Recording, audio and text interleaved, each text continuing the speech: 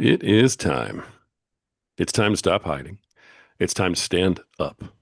It's time for Christians to come together, to share their testimony, to inspire hope, and to join their brothers and sisters as we answer the call. Folks, it's time. It is time to wake up the lions. And I have an absolute lioness with me today. I cannot tell you how excited I am to have this lady on the program. She has done so much. It's just, honestly, if I read every single thing she's accomplished, I think it would probably take the whole show. So I'm just going to give you a little bit of a brief, what we have here. She is a women's minister. She's a Bible study author. We're going to talk about four of her Bible studies today, and there are so many more that she actually lost count. So if that tells you anything, she's busy, busy, busy spreading the word. She also has a blog and an offer for everybody, today. So pay attention. Make sure you're still here. She's the host of a podcast, which is excellent. I already forwarded one of her episodes. It was so good. It's called the Her Podcast. It's absolutely fantastic. Folks, please welcome to the show, Pat Domangue. Pat, how are you doing today? I'm doing amazing. I'm so excited to be here. Get Thank you to for that. visit with your people. My people, that's right. Yeah, your people. I love that. And I love your energy. You're smiling and the whole bit, and you've been just absolutely full of light since the moment we started this. Oh, So thank you. thank you for coming on like that. I mean, when people show up, boy, it just makes a host's job so much easier. So, Yeah, well, Pat, go that's ahead and awesome. tell everybody, who is Pat Domingue? What are you about? What's your story and what leads you here?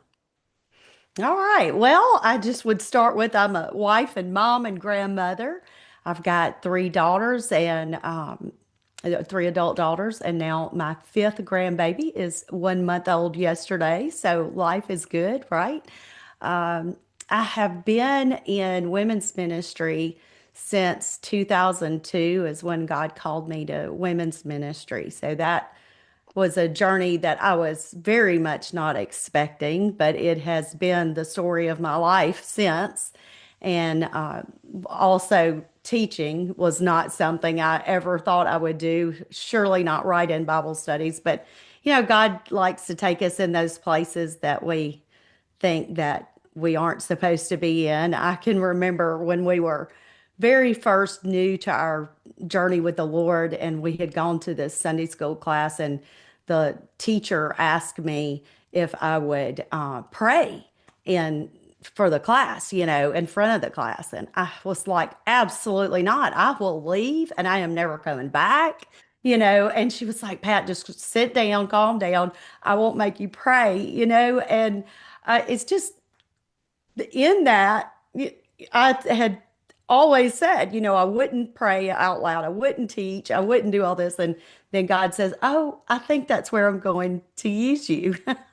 So I guess it's the way he can get glory because if we think we can't do it, we know we need him. Yeah, So absolutely.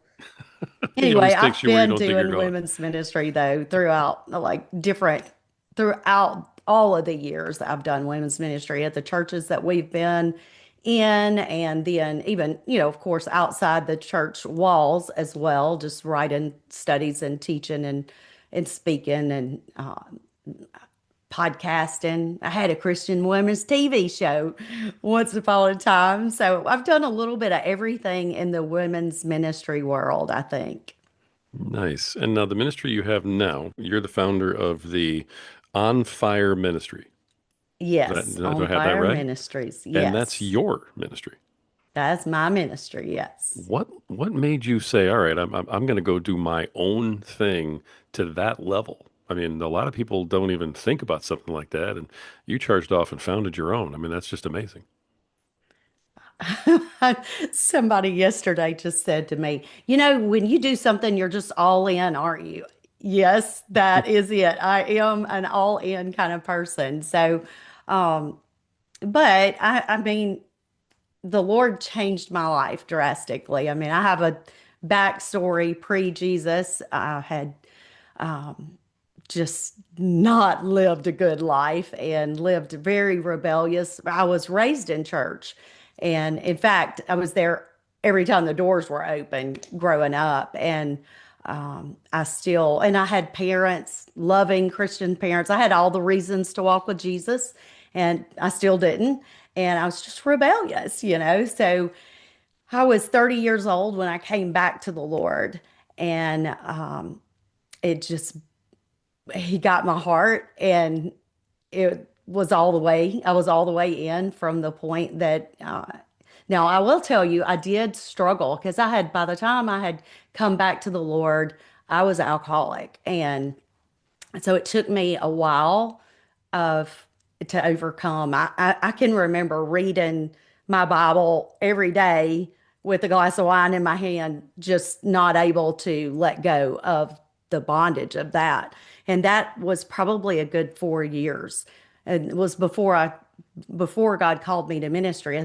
He made me let go of that before he would even call me, you know. So anyway, I have just, a long story of bad past. And when he got my heart, he just got it all the way. And then when he changed it so much, because I was so radically changed over a process of time, though it wasn't instant, but because of that, I can't not share what I've experienced because I know that if he would change my heart, he would change someone else's heart. And because, also to say, I can remember people saying in the past things like, there's no way she would ever come to the Lord. There's no way she would ever change. I really, in a lot of ways, I think people looked at me as a hopeless cause all those years ago, but I wasn't because with Jesus, there's always hope, right? Right. You always have the right to not answer a question. So let me just make sure that you know that. You can always just say pass. But Okay. what was it? Was it an event that happened that brought you back after your rebellious period, or was it, just the grind and the accumulation of, I've kind of had enough type Well, of I thing? absolutely love that you asked that because that is such a special story. And I think it's a special story because, like, if there's somebody listening that maybe has somebody that is so lost that they love and think, there's no way. But God put these two women in my lives at the time that I was living lost and pre-ministry and all that. I was a hairdresser, and I was a hairdresser for 20 years. And I had these two customers that came in. They were best friends. They were Jesus freaks. And they came in every 4 weeks and got their haircut. They were very structured with their 4-week haircut. And I mean, this is just what it is. I was very I was a Madonna freak. Okay. So that ought to tell you it just wasn't pretty. Um, Dress like her, act like her, just ugly. So anyway, they came in, and I always say about them, you know, they were very godly, and they came into an environment to be in my presence would been offensive to most Christians. But it was like they didn't see that. They just saw what God could do. And they loved me. They didn't beat me over the head with the Bible, but they always were talking about Jesus. They were they were always telling me what he was doing in their life, or even sharing stuff like I can remember one of them talking about a struggle she was having with something that her son was doing. And she was like, I've just got to trust God. I know he's going to bring him through this and all going to be good. And it just was so impressive because they were really, he was as real to them as, you and I sit in here together talking. And I just had never seen anybody experience and even express of their faith like that. It always had been more along the line of religious or maybe even rules. I mean, I was raised in a kind of rule-based church, and so I had not really seen that the way that it showed it to me. Now, I will say, mom and daddy did have a real faith journey, but a lot of times it's just not mom and daddy.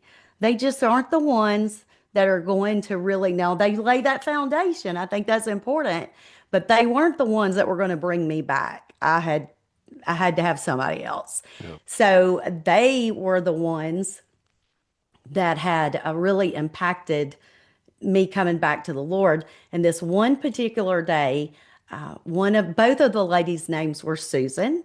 And one of the Susans had come to get her hair cut, and she sat down in my chair and she said, Pat, what is your story with the Lord? And I said, well, I was raised in church. I was there every time the doors were open. And she was this real soft spoken, sweet lady. And she just goes, that's awesome. And I said, it is. And she said, yes, because it tells me that you're coming back. And I said, what do you mean I'm coming back? She said, well, the word of God says that you train up a child in the way he should go. And when he's old, he will not depart from it. So you're coming back. And that was in that moment. There was a work of the Holy Spirit that his word, I think, just went down into my heart. And it just began to, it was like it was rolling around inside of me, and I couldn't block that out. And I went back home and told my fiance that I wanted to go to church. And he was like, you do? And I said, yes. So in 3 weeks after that moment, I was in church for the first time in a decade. So anyway, it's just, you have no idea how much you can impact somebody's life by just living and loving Jesus in front of them. It doesn't have to just be trying to tell them what they're doing wrong or what they need. You Yeah. just love them. One of the things we talk about is discipleship on this program a lot, and that's really amazing, because that's something that we're always saying here is just Yeah. lead by example, and you can Yeah. make such a difference. Now, these women just came in out of nowhere? Well, they had been my customers at that time. They had been my customers for 5 years. Right. And so they had been with me and seen me lost and broken and a mess for a long time. And they just kept praying for me. And then they'd come in and they'd say, well, we're praying for you about that. If there was anything that I needed, they would say, okay, we're going to pray about this. And then they'd come in the next time and say, okay, we've been praying. What, anything going on?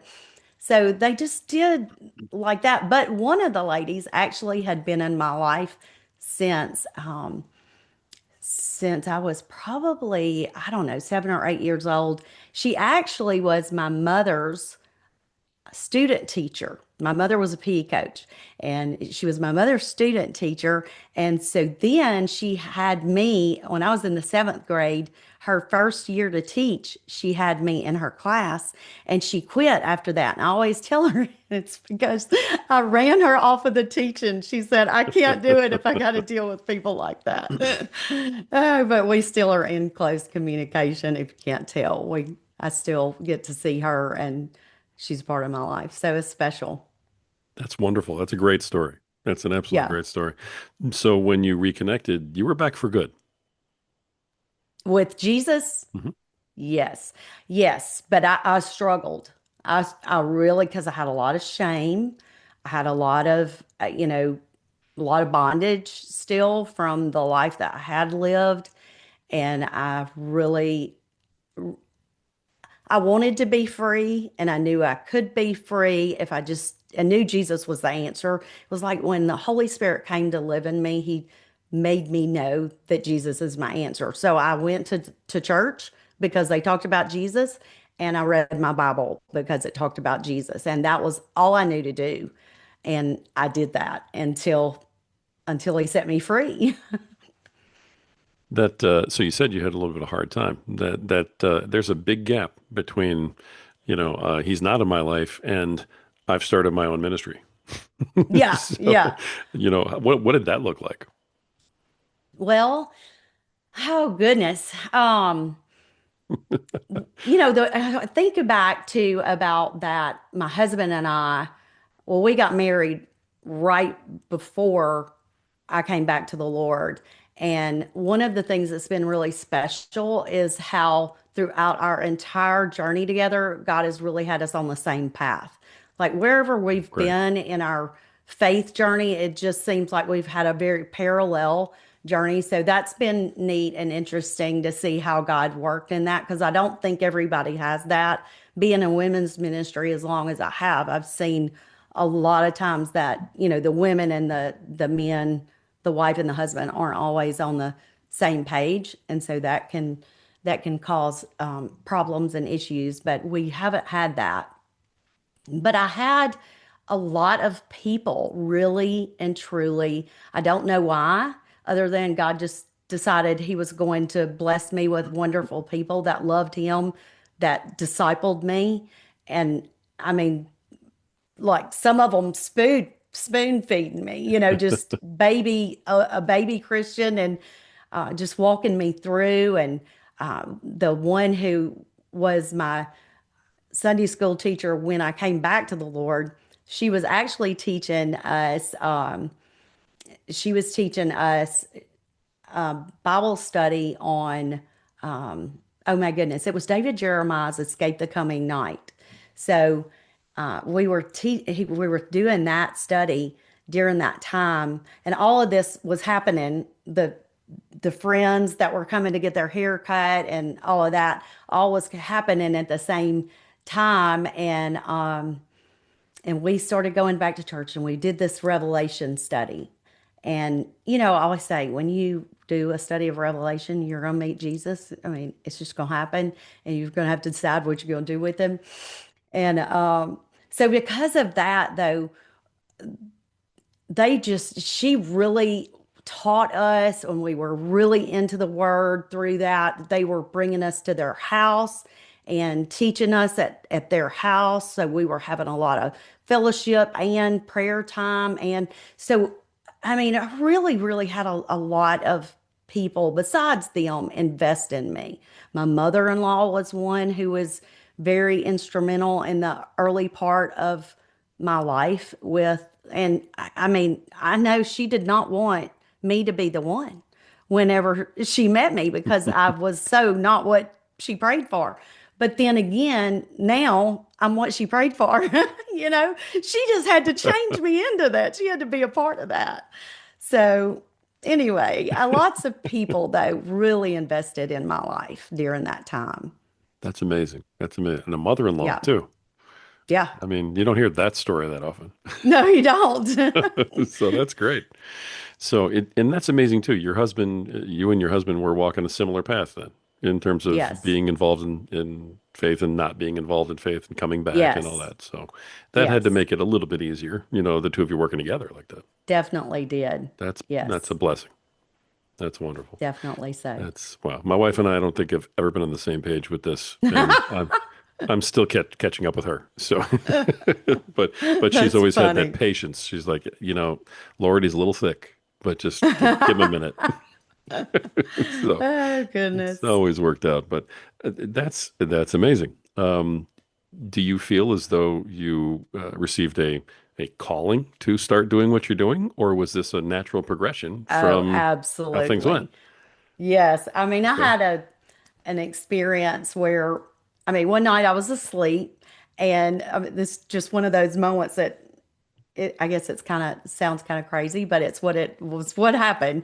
I was asleep and I heard the Lord say to me, "Do you realize that I knew you, Pat Domangue, before the foundation of the world?"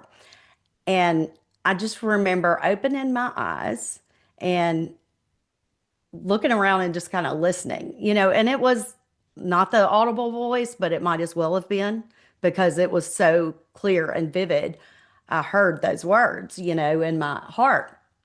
And then I heard, "Do you realize I knew you, Pat Domingue, when the nails pierced my hands, and then, "Do you realize I knew you, Pat Domingue, when you were in your mother's womb?" So all of that. But the thing that was so interesting to me is I had been married twice before I was Pat Domingue. So he used my name that I was in that time, when I had come back to him. And So I thought that was very interesting. Well, I sat up and got out of the bed, and well, at that point, we had three children, and so I went to my closet. I really, literally would go into my closet when I would get with the Lord, and I opened up my Bible to, I believe it was Exodus 32, and it was where Moses is having the encounter with the Lord, and he says that I know you by name. And it was just a moment of, I knew that this was something God was calling me to. And because he was talking to Moses about leading his people, but I was also so did not want anybody to end me up in the wrong place. I wanted to make sure it was God, and I didn't want anybody else to have any input into it. So I just wanted it to be between me and God. So 3 months goes by, and I've just been praying, here I am, Lord, send me, I'll go. I don't know what you want, but okay, I'll do it. And I went. Well, finally, one morning, had not talked to anyone, but I talked to my mother-in-law, and I told her what had happened. And I said, I've been waiting 3 months and he hadn't told me anything else. So I don't know what to do. And she said, Pat, have you talked to your pastor? And I said, well, no, I've wanted the Lord to tell me what to do. And she said, he put your pastor in your life to spiritually lead you. You go talk to him. And I said, okay. So I hang up the phone with her and I said, okay, God. And we went to a really big church at that time, and I, I knew getting an appointment with Brother David wasn't going to be easy, but I'm like, okay, if you want me to go, Lord, you're going to have to show me that this is right, the right thing to do, and you just make it all easy. And I had at the time, I had three kids going to three different schools. So I had to make sure that I could pick them all up and all of that. So I called, and his secretary said, well, he just had someone cancel for tomorrow at 1 o'clock. And if you can't do that, it's 3 weeks. So I was like, yeah, I'll take it. So I went and sat down with Brother David. And when I sat down, he said, well, Pat, what is going on? And I said, Brother David, you're going to think this is nuts, but I think God's calling me to ministry. And he said, well, I do too. I said, what? You do? And he said, yes, I do. And he said, well, in fact, someone is supposed to have already called you. Have you not gotten a phone call from anyone? I said, no. He said, I don't know why, but we were calling you to ask you to lead the women's ministry. And I said, what's women's ministry? I mean, I didn't know anything. I was just like, what is this? So anyway, and there was so many things, so many little details that he strung along the way through that I could not deny that it was, God doing that and calling me. So that's where it all started. That might have been a longer story than you wanted. I love the stories. So don't worry about that. You know what? This is my podcast. We have time. Don't worry about it. We're Okay, good. okay. We're good to go. I love that story actually, and that's kind of amazing. Hey, I think I'm being called here. I do too. Didn't you get the phone call? Because you literally got called, Yeah, right? yeah. Oh, that's just really awesome. So, and you started in it that way. That's fantastic. That starts you off on women's ministry. You broke off on your own to do your own thing. Is that just an Well, I didn't at entrepreneurial that bug, or point. yeah, what's the path there? At that point, I actually went to seminary. I started going to seminary because I was like, I mean, I didn't know what I was doing, and I didn't have a clue. And so I went to seminary. That was the only thing I could figure out to do next, and trying to figure out how to lead women's ministry at this big church. And so I did that, and probably about a year in, my story kind of goes south. Uh, I got really bad hurt, and uh, just ministry kind of a real crazy spiritual. We had mentioned spiritual warfare a little bit earlier. There was Yeah. no doubt this was spiritual warfare, but and I know that the enemy was looking to take me out of ministry, but he did not. I won. I win because of Jesus. So in that season when that ministry position kind of fell apart, I I knew that this wasn't the end of it. And it's funny because one of the main people that were was kind of against me in that the enemy used to really bring about some of these difficulties that went on at that point is also one of the people that made me realize what my real calling was. Because during that time, when all this was going on, I had another dream. I had a dream. This was an actual dream, though, that my husband and I had gone to out to eat at a restaurant, which was not uncommon. We were always going out to eat because we had three kids and a crazy busy life. So it was just eating on the run, you know. So we went into this restaurant, and I don't know, it's one of those kind of restaurants that you can see the kitchen and all of that, and the chef and everybody's back there cooking with the kitchen open to the dining area. And so when I walked in to the restaurant, I noticed that all the people that were in the kitchen were singing praises to the Lord. And I'm like, what is this? This is a cool restaurant, you know.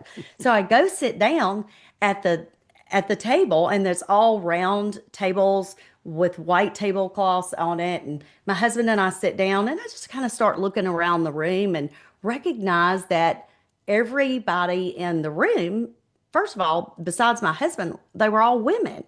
And I was like, well, that's something. That's kind of odd, you know. But then I start really paying more attention, and I'll look around the room, and I realize that no one has any food to eat on their table. And I'm like, what is that? So then I turned back around and look at the center of my table, and there's my Bible.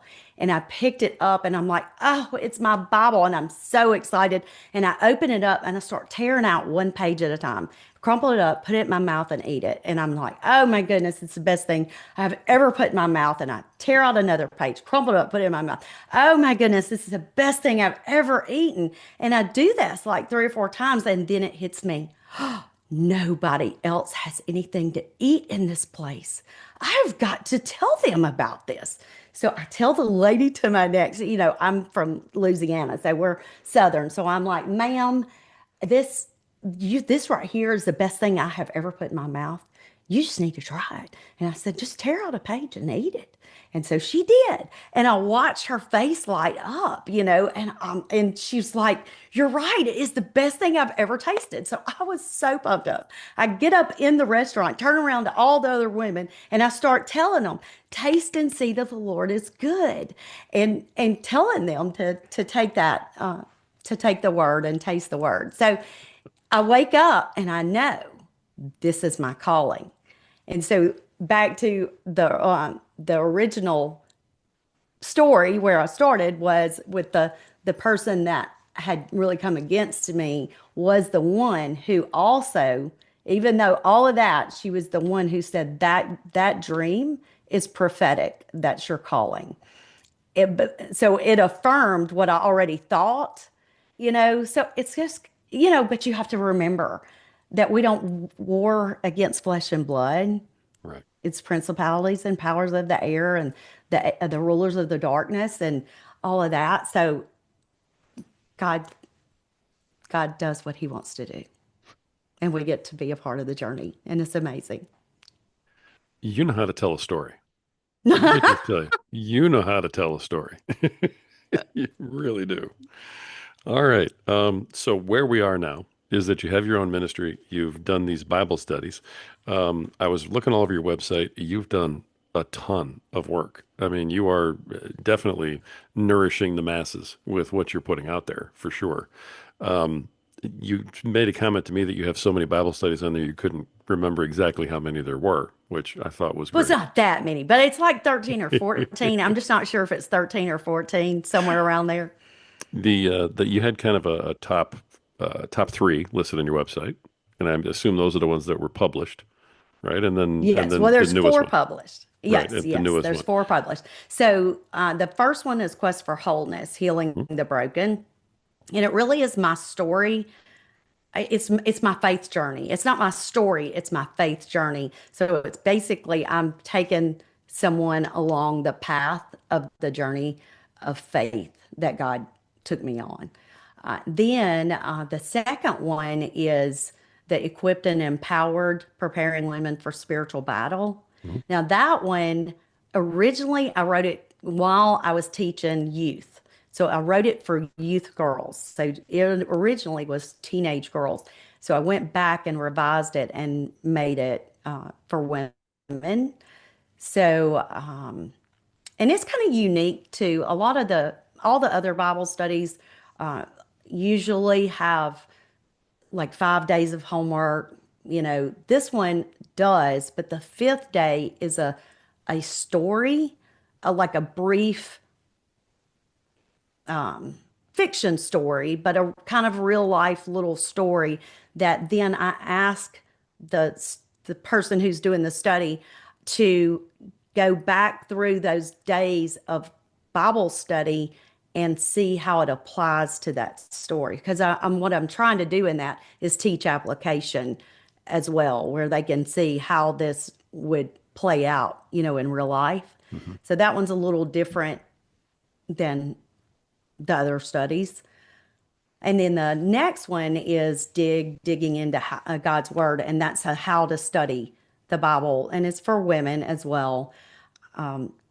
I love studying the word, and I've learned so much, not just in seminary, but Brother Bob Utley was a hermeneutics professor who was also a interim pastor for us for probably, I don't know, 2 or 3 years, but he was such a great teacher, and I just sat at his feet and learned so much. And so he's another one that really taught me a lot. And then just, doing, I mean, I did every Beth Moore Bible study and those that they had out there. If there was a study like that, I did that. And that's where my Bible study really started, was first with that Revelation study, and then just doing women's Bible studies like that someone else wrote. And it just, oh my goodness, it just changed my life.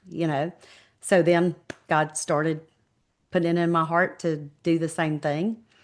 And then this last one, My Maker and Me, is a 6 week study of becoming God's beautiful vessel. And it's based on Isaiah 64:8 that says, God is our potter and we are the clay, we're all the work of his hands. And so I actually went to one of our dear friends, was a potter. He was the head of the art department at the local university here. And he did a demonstration one night at church for the youth and he talked about all the things that God had taught him about himself as the potter. And it just moved me. And so I called him and said, I've got to come to your class. And so that started that journey. And now that's been published just a couple of weeks. So Love it. anyway, those are the ones Those are the that ones. are out there. Congratulations on all of them, Thank especially you. the newest one. That's amazing. This is, I mean, I love the way that you're spreading the word and building discipleship through these books and doing what you're doing. You also, because this isn't enough. I mean, you needed more to do, clearly. So you decided to do a podcast. Tell me what led you to doing a podcast, because I mean, I have, a little bit of frame of reference on that. It's not the easiest thing in the world. Yeah, well, it's not, but I did radio shows. Well, I had the Christian women's TV show for a Hmm. couple of years. And then after that stopped, I ended up doing a radio show. I'm trying to think. I think the one that started me back doing that it wasn't here. It was in Shreveport. So I had to drive to Shreveport about an hour and a half away every week and do that. And I did that for a little while, and then I ended up starting doing my own radio show. Well, that was my own radio show, but I did one from here, and I didn't travel. So I did that, and then it just I really think God wanted me to do it before I did it. I I spent a little bit of time, probably a few years, not wanting to do it because just, I guess because I didn't feel like I knew what to do. And there's so much, I didn't know when God called me to ministry how much technology stuff I was going to have to learn. You think that you think that you're called to ministry to write Bible studies, but you've got to know technology. And he did not tell me about this. And you just have to learn so much. So Yeah. I kind of put that off, and I wish I had have listened to him and done it a little earlier. But anyway, I'm doing it now, and it's been good. And I am every every day. I still learn something. You have to if you're in ministry and doing anything like this in this day and time. It's just changing so fast. It's a constant learning cycle, and I kind of rebelled against that a little bit at first. I didn't want to do the social media. I just want to write Bible studies. But anyway, sometimes some of us are a little hard-headed. I'm one of those, so I'm right there with you. I understand totally. I love that. You have so many different things going on out there to spread, his word through your word. It's just really amazing the way you're building this. And so kudos because I'm really impressed with everything you have out there. But you and I had a brief conversation about spiritual warfare, and you brought it up a couple times today. And it sounds like within your journey here, and even with, I think it's equipped and empowered. Sounds like maybe you talk about that a little bit. Yes. What can you say about the spiritual warfare that you've encountered, the forms it has taken, and what it has taken to maybe beat that back? Can you give us some examples or any stories about that? Yeah. Well, when the very beginning of me understanding that spiritual warfare had been real in my life, I was actually driving to youth camp, getting ready to go lead youth, and God just gave me a vision of what all had happened in my life, all the different things that happened pre-Jesus that were big negative, bad moments in my life. And he showed me that every time that something like that happened, that the enemy put a chain on me. So I ended up, for a long time, I did this drama where I was covered, I would tell my story, and each time the enemy would put these chains on me. And then Jesus, of course, stepped in and removed the chains and all that. But so I began to understand how much the enemy had bound me up using all those things pre Jesus. And then because I began to understand that, and I started to study, and I also, I don't know, I wasn't one that wanted to be, I didn't want my focus to all be on the devil and what the devil does. I just, I think you need to know it, but I want to keep my focus on the Lord. Sure. I, so, but I did do the study and all that. So I went through all of that, and I experienced some warfare. I think, throughout ministry, I would say there's no doubt. I don't know how you can do ministry and not experience it to some degree. But the hardest warfare came when one of my middle daughters, my one of my daughters, my middle daughter went through a really dark season, and it was just it was so unreal how dark and how scary and all of that. But my husband and I, I said we had just been on this journey together, and it would be in the middle of the night, God would wake us up and say, "Get up and pray now." And we would get up and pray, and just sometimes just get on our face and just cry out to the Lord for our daughter. And we went through that for, it was probably about 5 years. And I mean, Wow.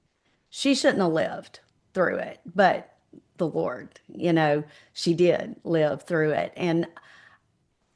But there was a point in it that I got so discouraged, And I got so focused on the problem that I could not see clearly. And it was my mother-in-law, once again, who one day she was over here, she was at my house and we had were visiting and I had was telling her about some of the things that I knew was happening with Jade. And this you have to remember too, I'm one who's teaching the word, telling people how to have faith and believe God for this and believe God for that, but I am crisis of faith, okay, from my own self at this point.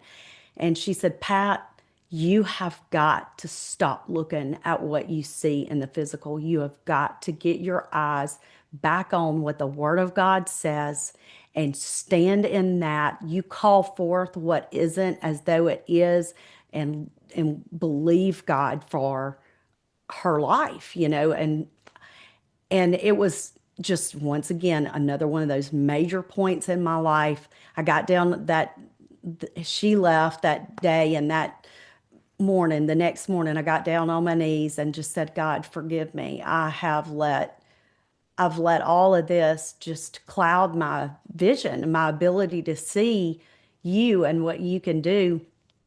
And so I said, from this day on, I'm not looking at her social media. I'm not looking at anything that can show me anything in this physical world. I'm going to keep my eyes back on you. And so I did that. Well, in the midst of this, God had said to me, you can't fix her. You just love her. That's your role. Okay, so that's my role. Well, the other thing was, one of the things that I teach in my Quest for Wholeness book when I do the teaching part of that is about the power of praise. And so one morning I'm at church and we are worshiping and there was that song, and I don't know if you remember it, but I think it was Reckless Love. It sounds familiar. Who was it Well, by? oh Any idea? gosh, I don't know. I'm terrible Um, with music. That's my wife's area. well, I was singing that song, and God reminded me of Jehoshaphat, and that the army went out before him and praised the Lord, and God rose up. The enemy rose up against one another and killed themselves and killed each other, and anyway, he reminds me of that, and I started singing every time from that point on. I started singing when you're singing to the Lord, you're singing praising him for the things that he's done for you. Well, I started praising him for the things that he'd done for Jade.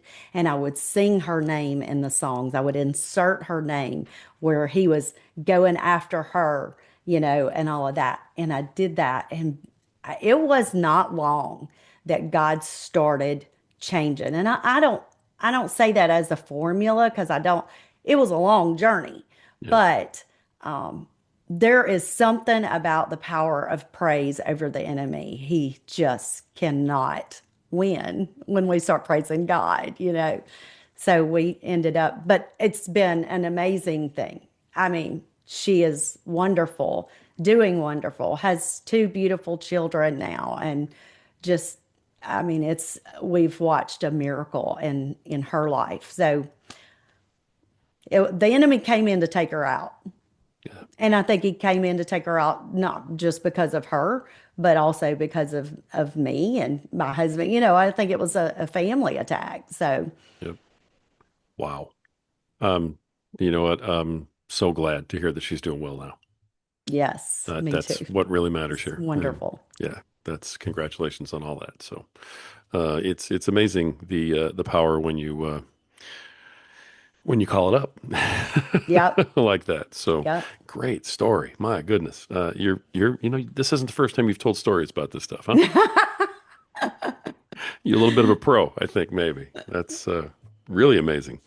Let me ask you this, just as we kind of start to bring things to a close, because I've had you for a long time, and I love what you've shared with everybody. It's been truly amazing. Um, what does building discipleship mean to you? And is that what you're doing through all of these activities that you have going over here? I think it's spiritual growth. I mean, for me, My Bible studies are a lot of my Bible studies, maybe not all of them, are kind of what I always thought were they were in between like a Beth Moore or Kay Arthur type study that was a required more Mhm. study than mine do. Mine are more along the line of 20 to 30 minutes a day, where theirs may be 40 minutes to an hour or something like that. And now you can study longer if you want to, but you could get one done. And I feel like there's stepping stones, and helping people get from point A to point B and then from B to C, because you just think about your own journey. I mean, it's not something that you don't know everything when you start. And he teaches you this one thing and he changes this part of your life and your heart, and then you go to the next place knowing what you know. So then you want to take other people on that same journey and that process. And really and truly, my Bible studies are kind of like that. Like that faith one it's the baby one. It's where you want to start, The spiritual warfare is right after that. And then the learning how to study the word, and then this one just learning of the intimacy of God and working with you. So I guess it's just more about growth, continual progressive growth. So, did you intentionally publish 4 steps of the road to No, discipleship, or is that no, just I something that did just not. happened? I think it just happened. I love that. That might be the best answer I've ever gotten to that question. So I appreciate that very much. No, I just happen to have 4 books right here that are step by step on building discipleship, but take a look at them. That's just perfect. Best way for folks to go find all these wonderful books, everything that you're doing, your blog, your podcast, everything. I'm guessing at your website. What contact info do you want to give out Yes, for everybody? it's onfire-ministries.org. If you don't put that dash in there, you will not get me. Awesome. But when you go there, there's a free study. It's called Prayer Matters. And you can immediately, it's at the top of the I don't know what you call it. At the top of the tabs at the website, you'll see the Prayer Matters free one. And it also will pop up if you're there for long enough, it'll pop up and you can sign up that way. So I send out weekly emails to everyone. I give them the information. I do free resources and share those with people as well. And so that's how you get me. That's awesome. And the On Fire Ministries kit, that's the 2 week personalized Bible study for somebody to do. Yes, yes. Got it. It's 2 weeks Okay. about prayer, Got it. kind of the basics of prayer. All right. Want to make sure we had all the offers out there. So we'll have links to all this stuff in the show notes for sure. Pat, last thing, any advice? And I know I didn't prep you for this. So if you need to take a minute, take a breath, you go right ahead. Okay. Any, we're all about waking up the lions. We're all about, getting people to, stand up and just, be proud of their religion. Go out there, talk about, Christianity, spread the word of God, talk about their relationship with Jesus, that type of thing. And to just not be ashamed of it, you know. Yeah. Um, if someone wants to get more involved, they really want to work on their relationship with Jesus. Um, your advice to them about best first steps. Well, why I write Bible studies is because I think that when we get into the Word, He ignites a passion in our heart that you can't put out. I guess the other thing that's coming to my mind is one of the reasons I wrote the one about how to study the Bible is I've heard so many people say things like, well, I don't really get the Bible. I don't understand it. It's really not for today and all that kind of stuff. And, you know, I would say to anyone that feels like they read the Bible, but they really don't get out of it anything, just keep reading it, because what God's word says is that his word will not return to him void, and it will do what it was sent forth to do. And so if you want that kind of fire and that kind of passion, God's word is the way to get it. And you just keep reading it, because eventually, that if you don't quit, eventually you're going to get that passion and that fire, and nothing's going to stop you. You're not going to be able to lay it down. You're not going to want to. I don't know if Beautiful. that answers your question, That was a but beautiful answer. That was a fantastic okay. answer. Are you kidding me? That was great.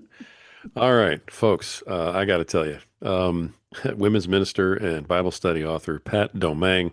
Pat, thank you so much for being here, for sharing your story and all the other stories you did, for leading by example the way that you do, and for just being you. You're an amazing guest. Thank you for being on today.